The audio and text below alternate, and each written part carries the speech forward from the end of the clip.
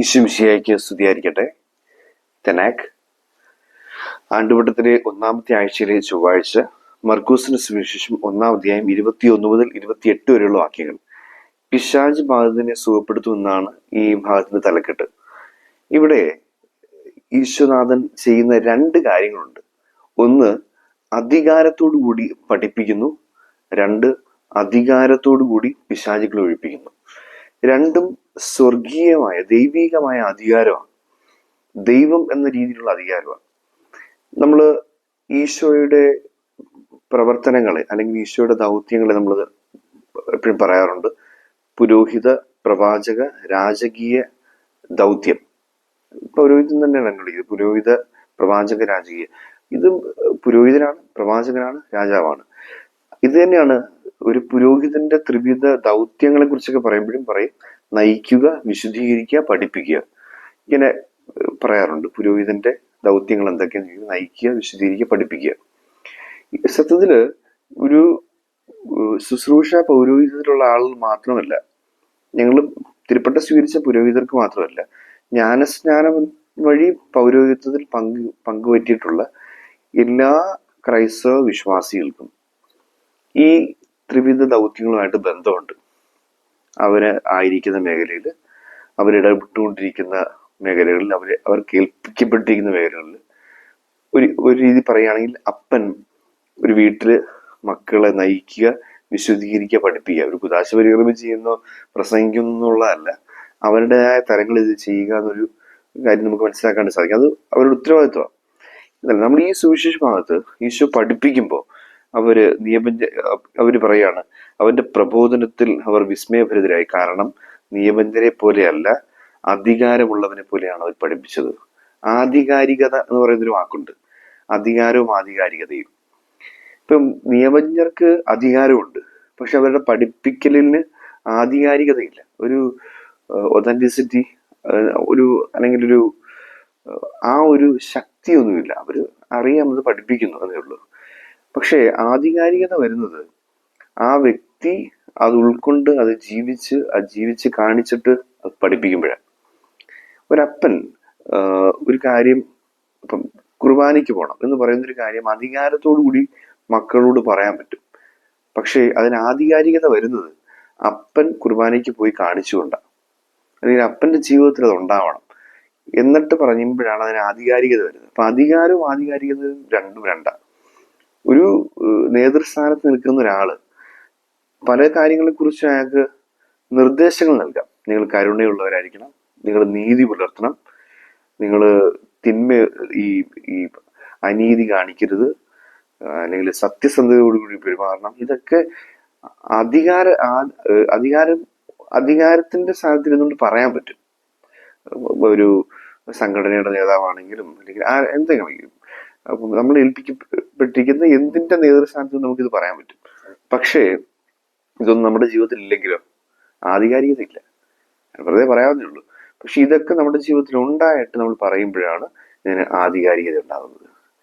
ഇതുപോലെ തന്നെയാണ് രണ്ടാമത്തെ കാര്യം നമുക്ക് കാണാൻ സാധിക്കുക. ഈ ഒരു പിശാചിനെ ഒഴിപ്പിക്കുക. അശുദ്ധാത്മാവിനെ കൊച്ചു വലിച്ച് ഉച്ചത്തിൽ അലറിക്കൊണ്ട് പുറത്തു വന്നു. നിശബ്ദനാവുക, അവനെ വിട്ട് പുറത്തു പോവുക. ഈശോ പറഞ്ഞതിന്റെ പേരിൽ ഒരു പിശാച് ഒരാളെ വിട്ട് പുറത്തു പോവുക. പുറത്തു പോയി കഴിയുമ്പം എല്ലാവരും അത്ഭുതപ്പെട്ട് പറയുകയാണ്, പരസ്പരം പറയുകയാണ്, ഇതെന്ത് അധികാരത്തോടു കൂടിയുള്ള പുതിയ പ്രബോധനവും. അപ്പം അവിടെയും ഈശോനാഥന്റെ പിശാചിന് മേലുള്ള അധികാരത്തെ ജനം ഇങ്ങനെ തിരിച്ചറിയുകയാണ്.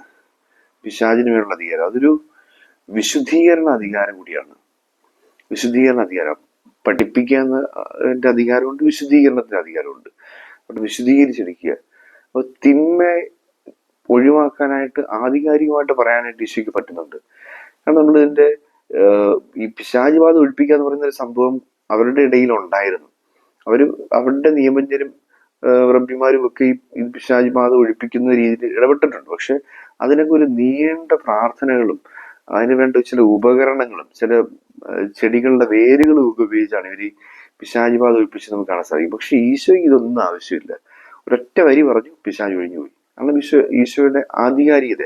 ഈശോ ദൈവമാണ്, എന്നുള്ള അധികാരമുണ്ട്. നമുക്കങ്ങനെ ദൈവശാസ്ത്രപരമായിട്ട് കാണുകയാണെങ്കിൽ ഈ രണ്ടിടങ്ങളിലും ദൈവപുത്രനായി മിശിഹായുടെ അധികാരമുണ്ട്. പക്ഷെ ഈശോ നമ്മളെ പഠിപ്പിക്കുന്ന ഒരു കാര്യമുണ്ട്, ആധികാരികം നിന്റെ ഉള്ളില് ആ ദൈവചൈതന്യം നിറഞ്ഞിട്ടുണ്ടെങ്കിൽ നിനക്ക് പിശാചിനോട് ഇറങ്ങിപ്പോകാൻ പറയുമ്പം അത് ഇറങ്ങിപ്പോകും എന്ന് പറയുമ്പോഴത്തേക്ക് എക്സോർസിസം എന്ന് പറയുന്നൊരു കർമ്മത്തെ കുറിച്ച് മാത്രമല്ല ഇവിടെ പറയുന്നത്.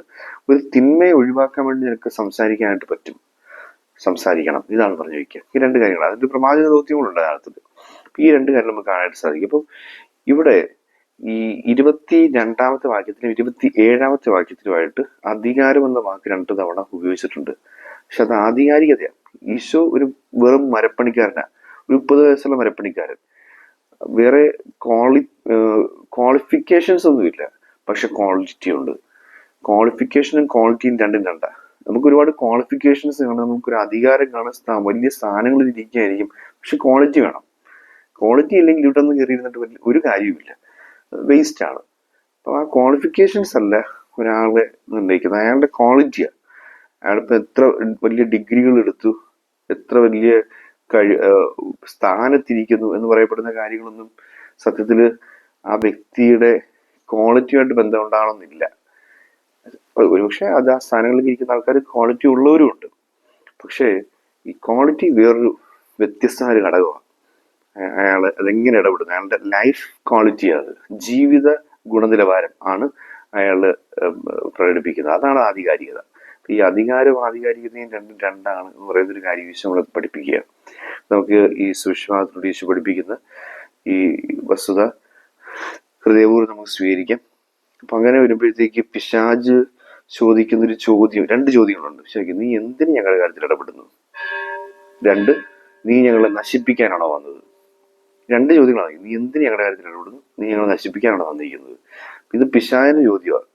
ഒരു വീട്ടിനകത്ത് മക്കള് അപ്പനോട് ചോദിക്കുക, എന്റെ കാര്യം നോക്കാൻ എനിക്കറിയാം, ഞാൻ എന്തിനാ എന്റെ കാര്യത്തിൽ ഇടപെടുന്നത് എന്ന് അപ്പനോട് ചോദിക്കുകയാണെങ്കിൽ അത് പൈശാചികമായ ചോദ്യമാണ്. എന്റെ കാര്യം നോക്കാൻ എനിക്കറിയാം, നീ ഇതിങ്ങനെ. നമ്മളൊരു സംഘടനയിൽ, സഭയിലൊക്കെ വലിയ തിന്മകൾ കാണുമ്പോൾ അതിനെതിരെ ഇത് തെറ്റാണ്, ഇത് അഴിമതിയാണ്, അനീതിയാണ് എന്ന് നമ്മൾ പറയുമ്പോൾ കുറെ ആളുകൾ മിണ്ടാതിരിക്കും.